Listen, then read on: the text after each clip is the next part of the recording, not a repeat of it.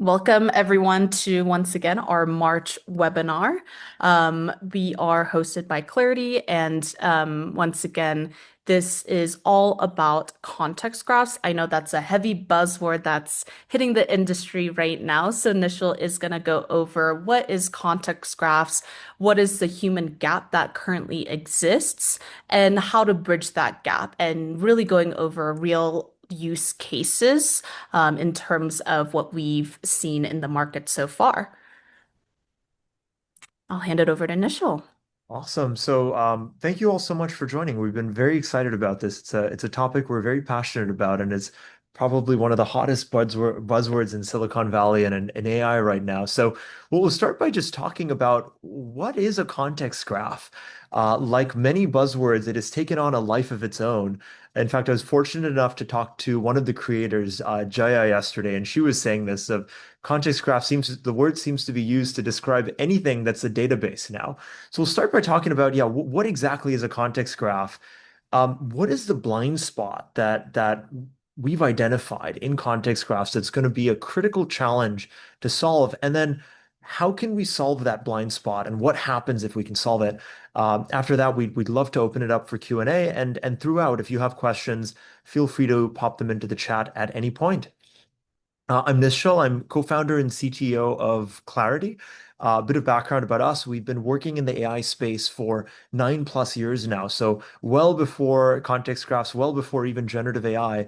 And we've had the privilege of working with a number of incredible enterprises to deploy out generative AI solutions. Definitely have been operating in this space for quite some time. Sinyoung?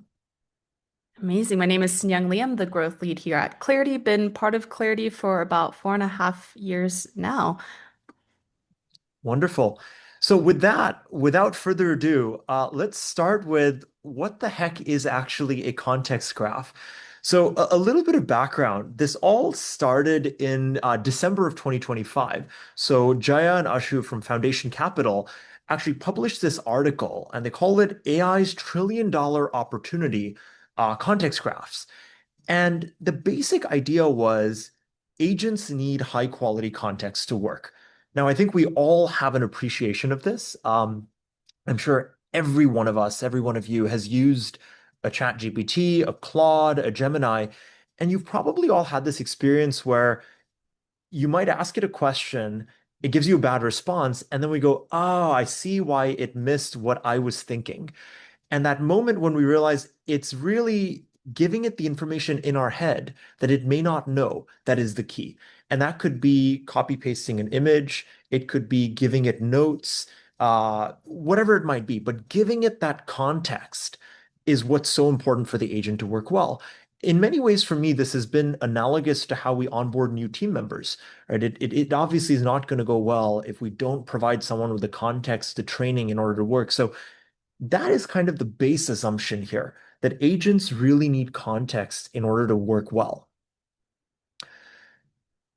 But to go one level deeper, if we think about this from an enterprise perspective, what agents need is not just access to a whole bunch of databases, saying, hey, let's connect this to our Salesforce and our AWS and our Slack.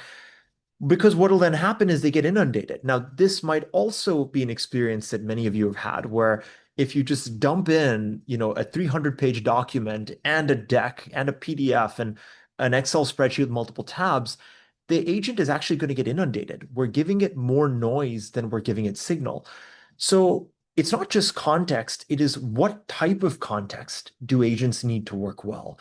And specifically, the point that the authors make, which I completely agree with, is it's telling it the why, explaining why certain things happen within a company that is most important, not just what happened. They're not just that there is an account in Salesforce and that, it renews at a certain date, but what is its health? Why is it healthy? Why did certain events take place? Why was there an upsell event? And it's these whys that really give agents the context that they need, not just the what. And that is a critical missing piece. And I think if we look at it from the perspective of, well, how do all of us make decisions?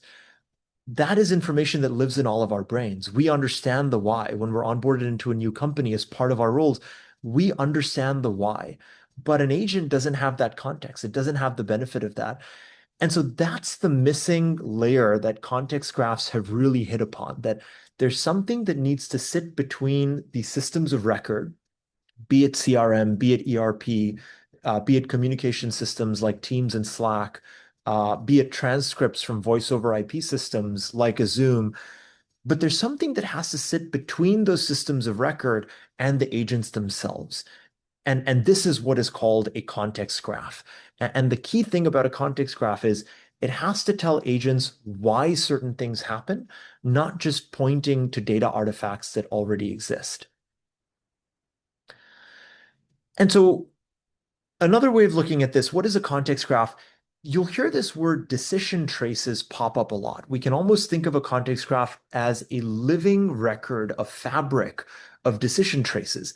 And each decision trace is basically saying, this is what happened. So it's a fact of something that happened and connecting it to why that something happened.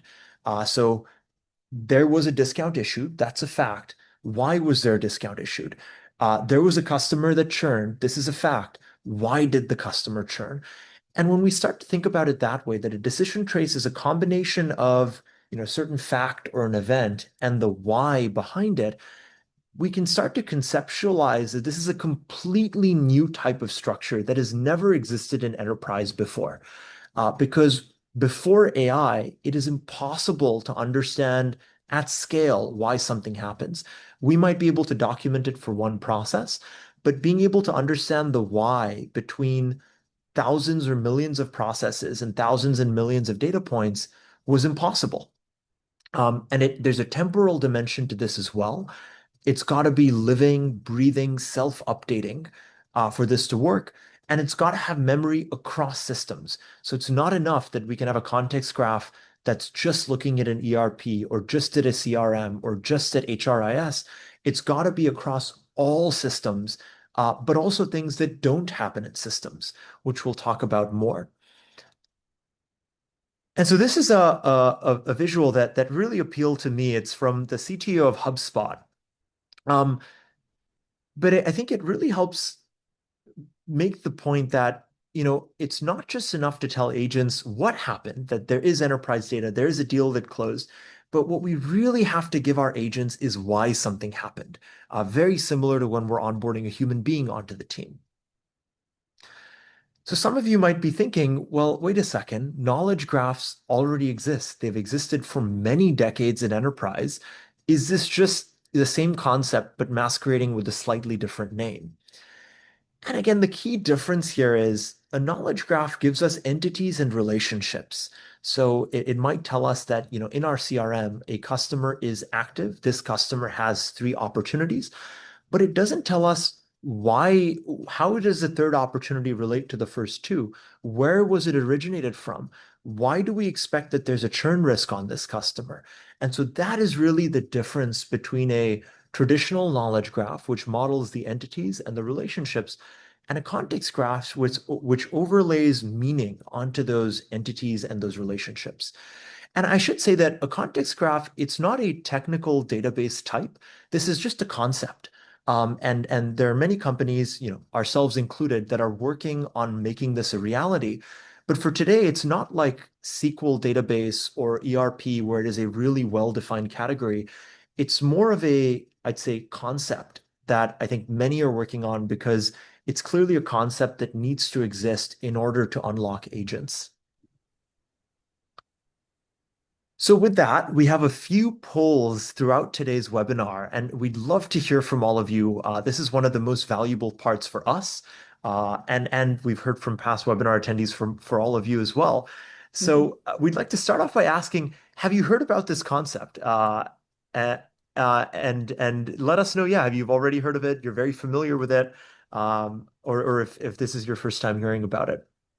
For sure. And this is before the webinar as well, before, of course, Nischal gave more explanation as to what context graphs are. So you should see a question, a poll pop up on your screen, and let us know if you're having any technical difficulties seeing that.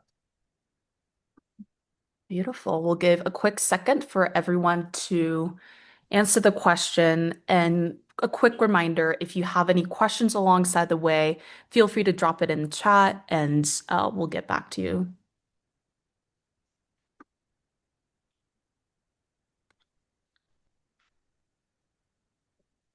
Okay, we have a pretty good mix across all the different categories. It looks like some of you are familiar with this. For some of you, it's brand new. All are welcome. So yeah, thanks for participating in the poll, and we have a couple more sprinkled throughout the presentation.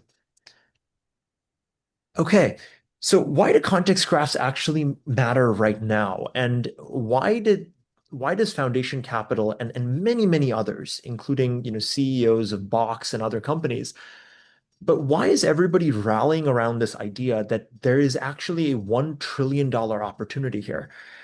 The reason is probably something that many of you have experienced yourselves, which is AI has given us individual superpowers. I'm sure all of us are, you probably using a Chat GPT or a Claude or Gemini, but they haven't crossed the bridge to driving enterprise value at scale. And there's a lot of studies that show this. There was that MIT study that said, 95% of pilots fail. You might have experienced this in your own companies that there's a lot of excitement around pilots, but actually deploying agents across multiple systems, across multiple roles to do meaningful work is very difficult. And the thesis is as follows, that without context graphs, we will never be able to cross into this world where agents are doing meaningful work in enterprise, because context graphs are essentially this connective tissue that stand between the existing data, systems of record, the existing way that we do work, and the way that agents can do work. It's the language that we need to speak to agents in order for them to be able to do work on our behalf. And that's why many people, myself included, believe that this is a $1 trillion opportunity, and it'll take many forms, probably a variety of different products. But this category is the $1 trillion unlock in order to make agents actually work. We believe there's a blind spot in context graphs. We believe that there's a blind spot in the way that these were originally envisioned. And we want to talk about what we think that blind spot is. So let's take a scenario. And this is actually one of the scenarios that Jaya shared in the original article. Let's say there's a decision to give a 20% discount. And we want the agent in the future to have all the context to make that decision, to say, hey, should we give a customer a discount or not? Now, let's ask the question, where would the information about that decision live in the past? Well, some of it could live in a CRM. Some of it could live in a support tool. Some of it could live, obviously, in an incident management tool, depending on the type of decision. Obviously, a lot of it will live in a Slack or a Teams. But there's another really critical category that is not mentioned here. And we think that is the blind spot. And that is the human mind. All of these systems have fragments of human judgment. If I send a message in Slack, that is an embodiment of what I'm thinking. But there's a lot of human reasoning that doesn't end up in any system at all. There's a lot of human reasoning that ends up only living between multiple people, conversations, or maybe doesn't even get articulated to anyone. And this to us is the biggest challenge that context graphs will have, but it's also the biggest opportunity. Because if we can unlock that information, it is the most valuable treasure trove for agents. Um, because we believe, and we've heard this from so many of you, what is documented already is a tiny fraction of what happens in enterprise. Even what is in systems is a tiny fraction. The majority of information is not in either of these. It is locked up in the human mind. Oh, apologies. Okay. So, uh, okay. Small malfunction with the slide. Apologies for that. And so our belief is that most human reasoning doesn't emit a decision trace. So connecting it back to that concept of a decision trace, which is the fact and the why. Most human reasoning, for example, if we watch an engineer writing code, or if we watch a deal desk specialist approving a deal, we can see that they approved the deal, but we cannot see why. just by knowing that the deal was approved. And most human reasoning is this way. We are not all taking notes alongside saying, hey, this is why I did a certain thing. This is why I approved this and so forth. We just make the decision in our mind and then we get on with it. But that poses a fundamental risk to context graphs of how do we actually get that decision trace out of the human mind and understand why did somebody make the decision that they did? So let's think about a couple of examples of why human judgment is mostly silent. So one, there's undocumented workaround. So all of us have run into this, that there is what should be the right way to do it, the SOP, and then there's what actually happens on the ground. And typically somebody with a few years of experience will bring, show the new employees the ropes and say, hey, I know this is what the SOP says, but in reality, this is what we actually end up doing. There's calls where critical pieces of judgment get made. These could be quick calls, check-ins, phone calls, where certain pieces of judgment get made. And even though there might be transcripts, it is impossible to organize all that and actually synthesize information out of it. Risk intuition. And this takes all kinds of different forms, whether it's executive judgment, analyst reviewing a deal. Um, Individuals will make judgment calls of why something is high or low risk, and that may not be articulated. Cross-system mental models. If any of you have a data and an analytics background, you'll be familiar with this, that the way that systems talk to each other is often also a matter of tribal knowledge. There's somebody with years of experience who understands this, but it's very opaque, and they know the right ways to do the queries. They know which Salesforce field maps to what in NetSuite, but it's kind of locked up in their heads. Notes, whether it's spreadsheets, note-taking apps, docx's that live on somebody's computer, but a lot of this data doesn't ultimately live in systems. Pattern matching triage. What makes us decide whether a product request or a support ticket should be prioritized over another one? And when somebody experiences doing this, it just comes from their gut. But that isn't written anywhere. It isn't documented anywhere. So how can agents learn that gut instinct, that gut feeling? So these are examples of what we mean by human judgment is silent, or human judgment doesn't emit a decision trace, and why that poses such an existential challenge to context graphs. And so if we think about, how context graphs were traditionally envisaged, it's that by looking at systems, we can understand what humans were thinking and why they made certain decisions. But what we believe is that systems only give us a fraction of that information. Even with transcripts, even with Slack and Teams messages and so forth, it doesn't help us understand what are the exceptions and overrides. What is the tribal knowledge that never even made it into a message or a document? What are precedents that got set before? And we think this is going to be the biggest limiting factor to the proliferation of agents. That without our ability to teach them how we ourselves as humans do work, agents are never going to be able to succeed at scale.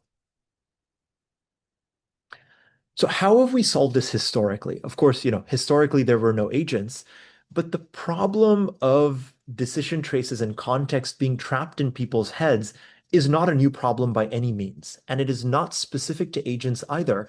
This is a problem that has existed for decades, if not centuries. And so all of us are familiar with this. Traditionally, the way that we solve this problem is documentation. And either, people will self-document, and it's usually for most of us our least favorite part of the job. If there are any of those of you who love making documentation, I commend you and I thank you because you're saving the rest of us. But for most of us, it's very, very hard to do. And at scale, in large enterprises, often this takes the form of either an operational excellence team, a transformation project, often that might happen with a consulting partner, because to get information out of thousands of employees' heads at scale, we have to actually talk to people. And I think if you've ever observed an expert consultant or an expert operational excellence leader, this is what they're so good at. The way that they talk to people, the way that they ask questions. Hey, tell me why you did this. Tell me what are the pain points and how you operate. Let me just, observe a little bit and ask you how you're working. This is what great human beings are good at, is kind of coaching this information out of others at the organization so that we can then build documentation out of it. And so while it's painful, while it's difficult to scale it, it does work. And that's how we've solved this problem of human judgment being undocumented historically. And of course, for transformation projects in particular, which acutely experience this problem, because for any large-scale transformation project, be it finance transformation, order to cash, procure to pay, be it HR transformation, we've then got to capture this and design a future state on top of it, and then the change management. But all of these future steps, the prerequisite is being able to understand how humans work today. So with that, would love to just take a pause for another quick poll and understand from all of you, how do your organizations capture institutional knowledge today? Is it through documentations and wikis? Does a lot of it live in people's heads and there's a lot of tribal knowledge, people having to talk to each other, Slack and Teams threads, emails chains, or it's a big gap?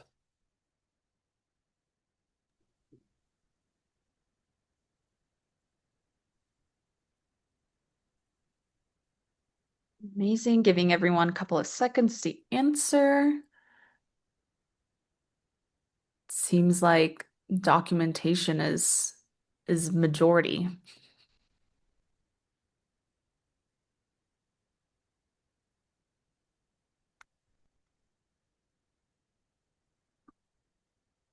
Amazing. I know we have a couple of questions in chat. We will definitely address them at the end of the webinar during our Q&A session.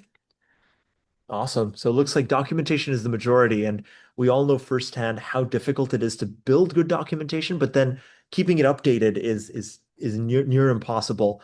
Of course, a lot of it is tribal knowledge, and the proliferation of Slack and Teams. A lot of information lives there too. Thanks for participating. Okay, how can we actually bridge this gap with generative AI? So we've talked about what context graphs are. We've talked about why, without human judgment, context graphs cannot really scale. But how do we actually solve for that? The most challenging but important piece of it. So there are many companies working on it, but this is the heart of what we at Clarity do, is how to facilitate transformation objectives by understanding the way that people work. And we believe it should work in three stages. First, discovery, the most important, one could argue. Um, and there are two critical ways that we do this. The first is interviewing, so voice agents that can actually speak to people, ask questions like another human being. But then often a piece of feedback we get is, hey, I'm too busy. I have a day job. I can't sit around and do interviews. And so there's even an observation mode where simply by somebody working, it's able to understand the signals and the judgment calls that are being made. Second, structuring this, because ending up with thousands of SOPs solves one problem but creates another. We can't do anything with that information. So how do we actually make a context graph artifact out of this that can be updated? And then finally, using it for something, whatever that objective may be, building agents, traditional transformation objectives, app rationalization, but actually getting recommendations out of that. So I'd love to start by showing you what each of these looks like, starting with the voice interviewer. And you should all be able to hear the audio from my computer. You'll hear the interviewer actually speak up. But this is an agent that can actually speak to people and ask them questions. As I start this session, the AI interviewer will ask me to share my screen to really understand what I'm doing, but also have a dialogue with me to understand the why. Let's dive in an AI interviewer to see this in action.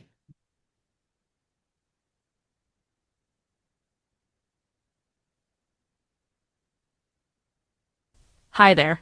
I'm your interviewer, powered by Klarity. I'm here to help you document your business process. I can see your screen and will be taking notes as you walk me through your process.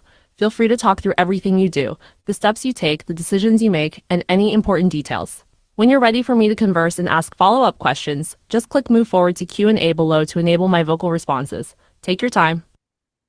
Today, we're going to be talking through updating an account within Salesforce to make sure we have all the information that's relevant moving through the lead to cash lifecycle. I can see you're in the process of updating an account in Salesforce. What triggers the need to update an account? Okay. So we'll stop it there, but you hopefully get a sense of this, that it's able to speak to an individual just like another human being would. And voice is the most familiar interface for all of us. There's nothing to learn. We're all familiar with how to do that. I think the challenge is to make it, of course, as intelligent as speaking to an expert analyst. And that's something that we've been able to build into our interviewer.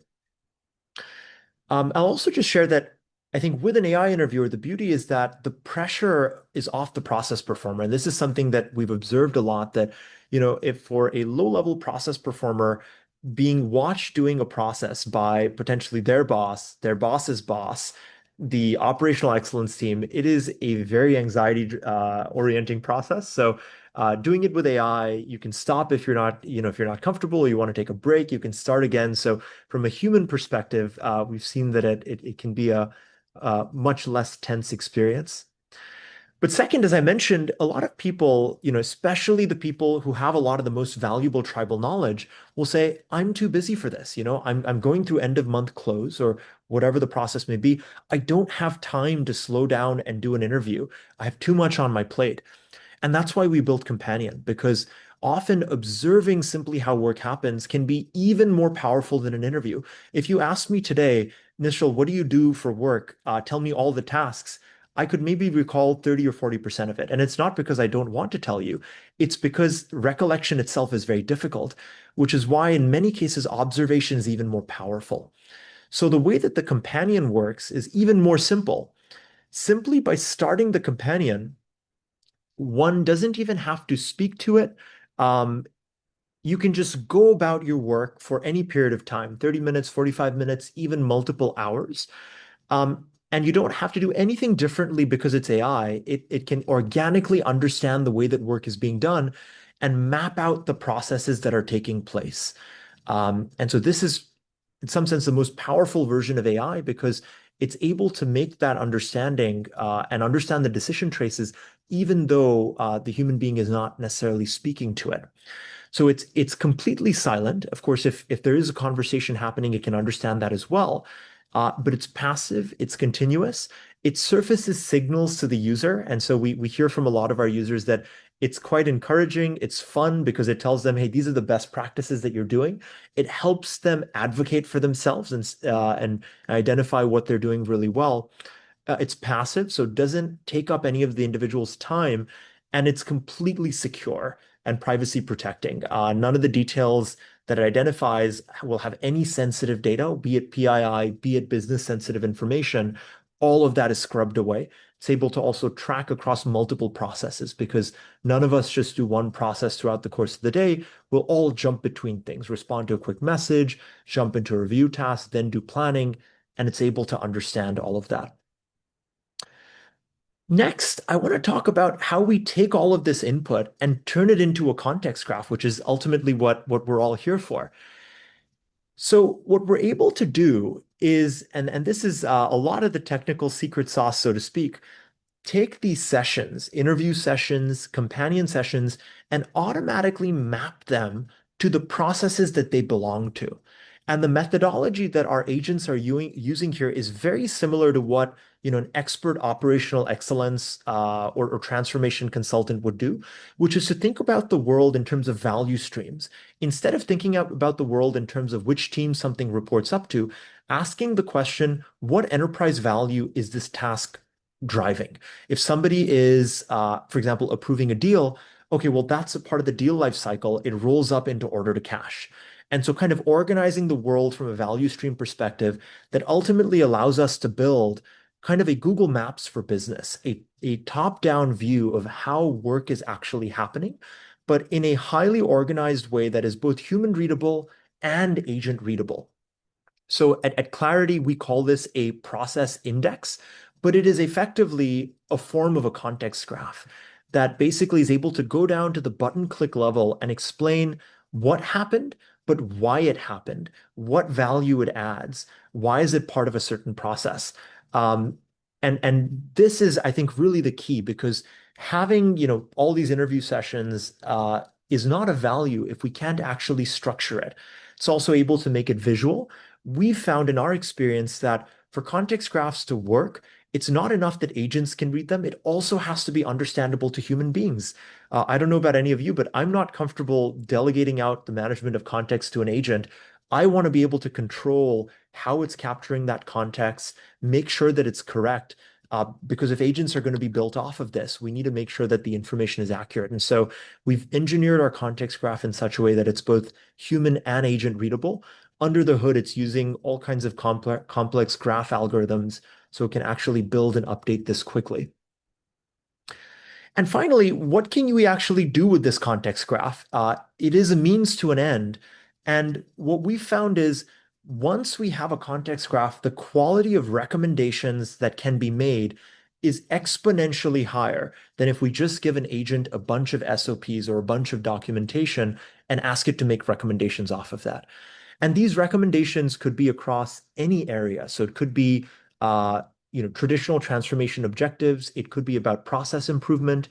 It could be about governance and risk. It could be about team and organization, traditional automation, RPA, and so forth, but also about how to build agents. We've seen a lot of success with our partners, customers, but also ourselves with once there's a context graph built, telling it, hey, what agents can we deploy here? These are the AI tools that we use. What would be the best workflows to start to automate? But the beauty of this kind of a context graph is it's not function specific. This technology can generalize across pretty much every function within an organization. So with that, one of our last couple of polls would really appreciate hearing from all of you. What are your challenges rolling out agents today? We know from our conversations with many of you that this is not a solved problem. I wouldn't say it's a solved problem for us either. Is it the lack of context, compliance blockers, uncertainty about just where to start, data quality and integration challenges? What are you finding to be the most difficult starting point today?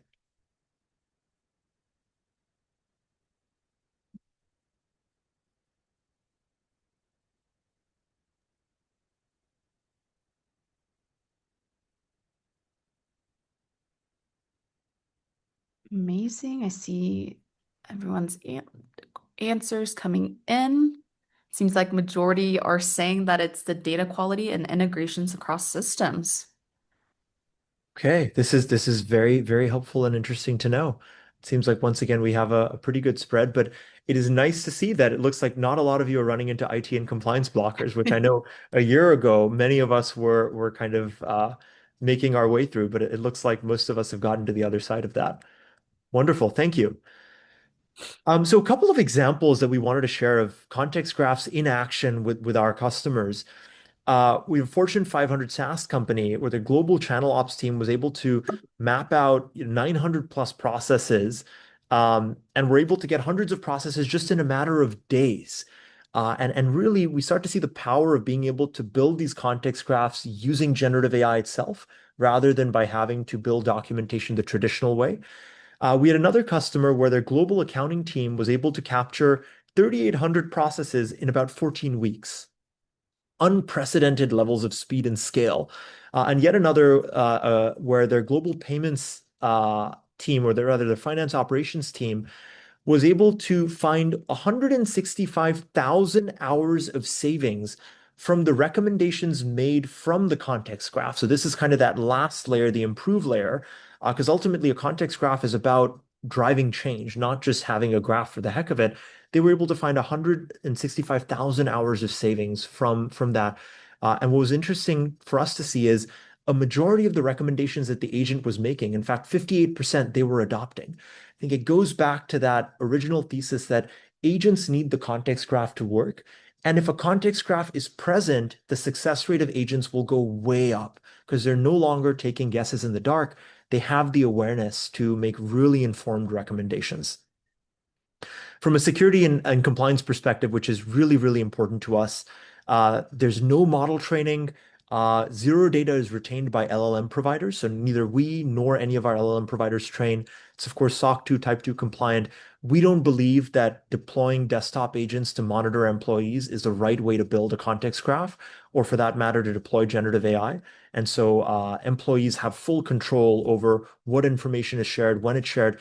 And because this is all about connecting to the human mind, there's no integration needed at all. It's able to see systems based on the work that happens, but no more multi-month integration setup periods. So just to summarize, I know we're running a little bit over time. Context graphs are the key infrastructure that enterprise agents need to work. Because with the amount of information we're speaking, simply hooking them up to traditional systems, CRM, ERP, is not going to work. They need that layer explaining to them why work happens. Number two, the biggest blind spot is human reasoning. In order to understand why work happens, that data doesn't really live in traditional systems of record. It's mostly silent. It lives in all of our heads. And those are the decision traces that we really need. Number three, we think in order to scalably get these decision traces, because everybody has a job, we can't ask them to document for a living. It has to be done through interviews, through companion sessions. And if documentation already exists, sure, file uploads can work well, but it's got to be seamless. Otherwise, we'll have a point in time context graph that very quickly goes out of date. And finally, if this can be done, and if a context graph can be built, it is clear as day that it unlocks not only AI transformation, but also traditional transformation objectives. We can use this not only to adopt agents, but also to think about process transformation, traditional automation, governance and compliance, and systems. So it can drive a really broad array of enterprise outcomes. So with that, we'll wrap up with our final poll, and then we will switch into Q&A. But we just wanted to hear from all of you. How ready do you think your organizations are today for capturing human decision traces? Do you already have a way of doing it, and you want better tooling? This is a need, but haven't found the time to start yet. You're already looking at agents that can do this for you, or this is a new concept, and maybe you're interested to learn more. Okay, Nice. we have our answers. Okay, this is very helpful. So it looks like the majority of you haven't started yet, but appreciate that this is a need. Uh, and then the second largest category is piloting agents but struggling with context, which I completely resonate with. We have certainly had many of the same problems before we deployed our own technology in-house. So I think that completely makes sense. So with that, we will switch over to Q&A. If any of you have to drop, we completely understand, and want to thank you again for taking the time to make it.